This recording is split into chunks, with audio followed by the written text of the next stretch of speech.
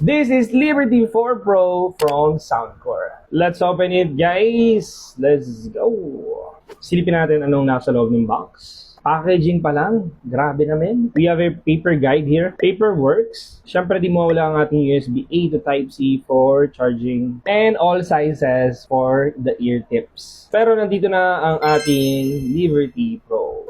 Look at that. As usual, premium pa rin yung build dito ni Soundcore. Just like from the previous Liberty series. We have the Type-C port here for charging. And syempre, in 3, 2, 1. Let's go. Grabe!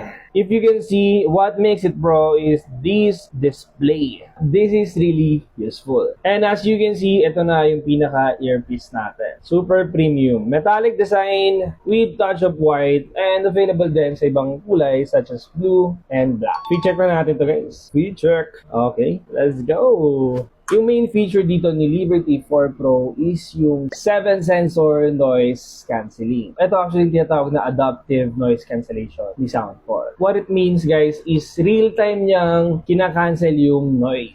Nice. And ang maganda, guys, is support na din niya LDAC and high-res plus high fidelity. Actually, guys, naka-dual driver na to. So, meron tinatawag si Soundcore na ACAA feature. And version 4 na to. It just means na kaya niyang ma-reach yung audio file clarity. But let's see about that in a while. And also, the good thing is naka-fast charging na rin to, guys. So, roughly, it can reach up to 4 hours of playtime in just 5 minutes of charging. So, with one single charge, an earpiece can last up to 10 hours. Plus, with charging case, guys, kaya tumagal up to 40 hours of playtime. And actually, if you're gonna be using this outdoor, you don't have to worry kung mabasa man siya or gamitin mo siya as your workout companion. Meron siyang IPX5. So, it can endure low pressure jets, mga heavy rain, sweat, or even yung mga garden hose. But take note, it is not meant for submersion. So, super ideal to, men, kung very sporty or mahilig kayong gumawa ng activities outdoors.